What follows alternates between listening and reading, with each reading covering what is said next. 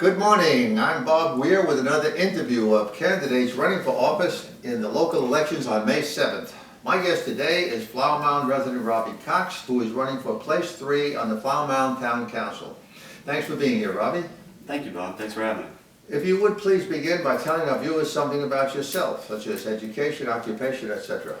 Well, I think the biggest thing I could share with everybody is that I'm a hometown guy. Grew up in this area, went to Louisville High School, and my wife and I moved our family back here and decided to raise our kids here back in 2005. And my son Gavin and Kennedy are thriving in LISD schools, and we're just plugged into the community in many ways, both in the Cross Timbers Rotary Club, and so we're volunteering our time and trying to raise money for nonprofits. And then at the same time, 4 years ago, I decided to get more involved and pay more attention.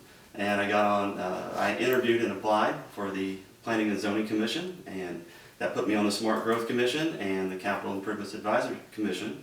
And that has allowed me the experience and the opportunity to learn more about the inner workings of our town and how I can help best serve our residents. And Robbie, is this your first time running for office? First time. Okay, for elective office. Okay.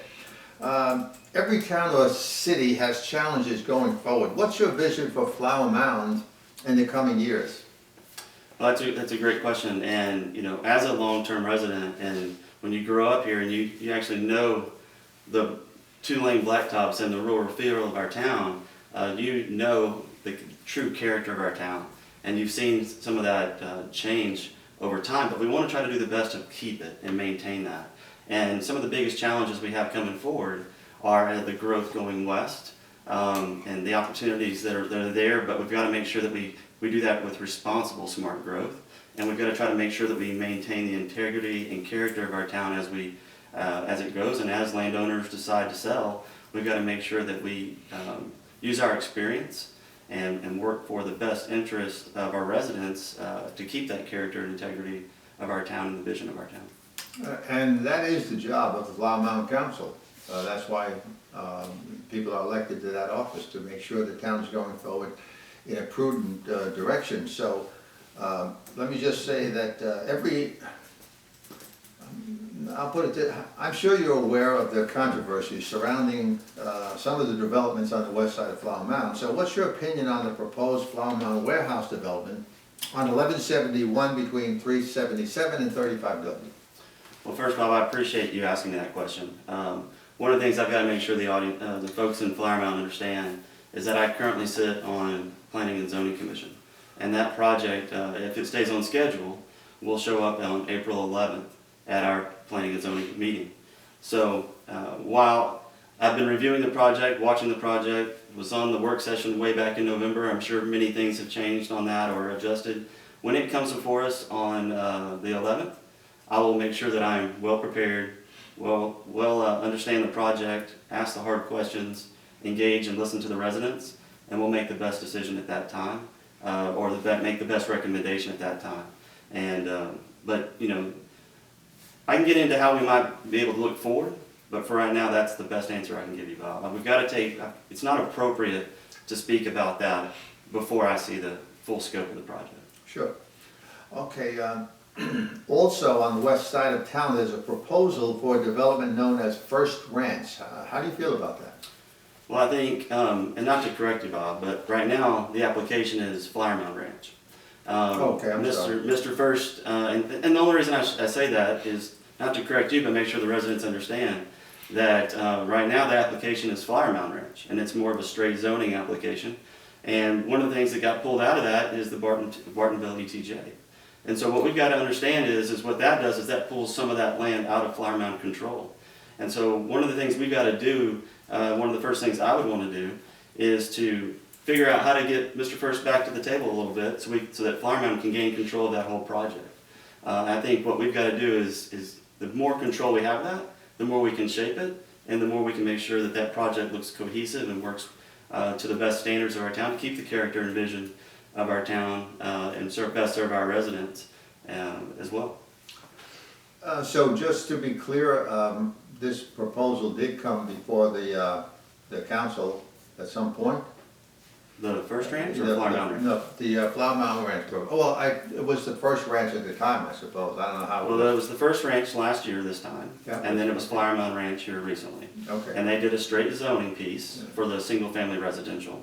And that piece, right now, is really just between legal, right? So it was town attorney that came and brought it forward for the straight zoning based on their Rule 11 agreement that they have. So I think it's really important just to understand that we want to bring this back to the table and control the town council to get the best product for our residents. And I think I'm best served to help do that. Okay, so I guess most large developments have apartments, townhomes, condos, etc. as part of the overall package, and all of that brings the word density to mind. A lot of people call it the A word because of apartments. You know, a lot of people seem to be afraid of apartments.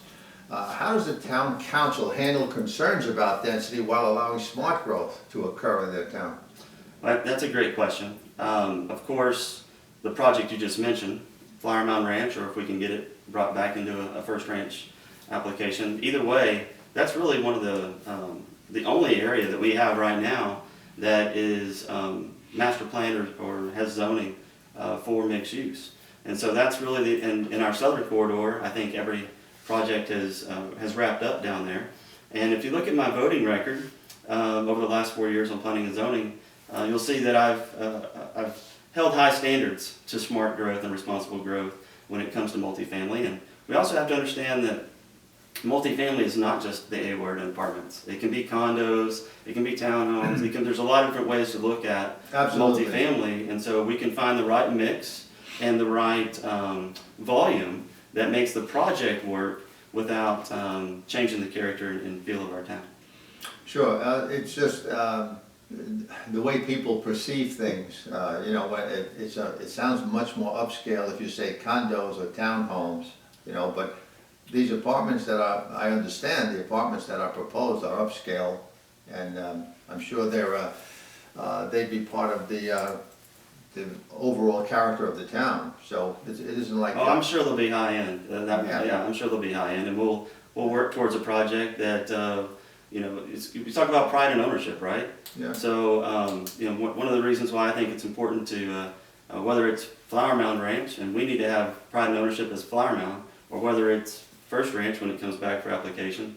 At that point, we want Mr. First to have pride and ownership in the project and the product that ends up on the ground for our residents. So that's important.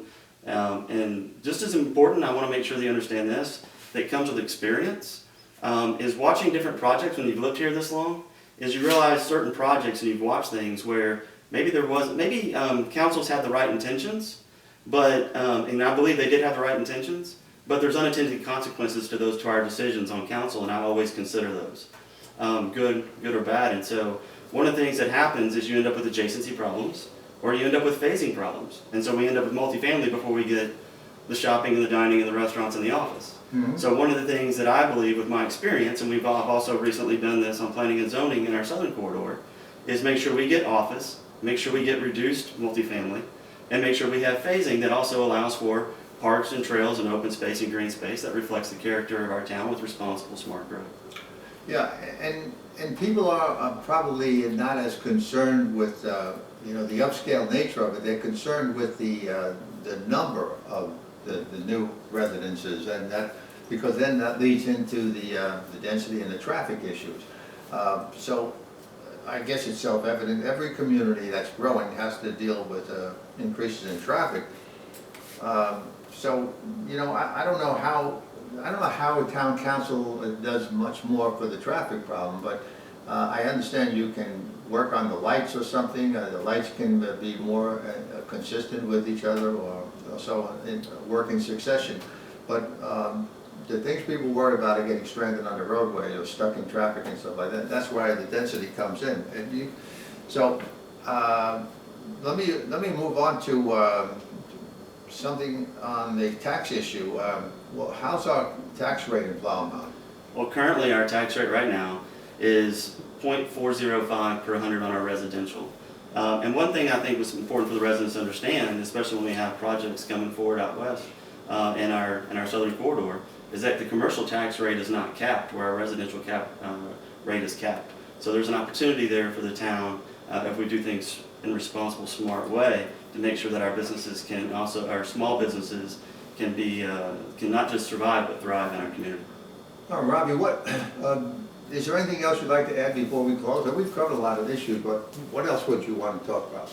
Well, I just want people to know two things really. I think I understand the character and integrity of our town, just from how long I've lived here, and I think that's important to me. My family lives here, my wife's family lives here. We plan to stay, and so I think of things in a long-term vision. And the second thing is my experience. I think one of the things when it comes down to, with all the number of large projects and the scope of the projects and scale of them that are coming before us, I think it's important to have someone with the experience that I have to best serve our residents and to consider all residents when we work through that process. Well, I want to thank you, Robbie, for being here, and wish you good luck in the election. Thank you, Bob, and please vote for Robbie Cox. I'd be humbled to earn your support. And thank you for watching.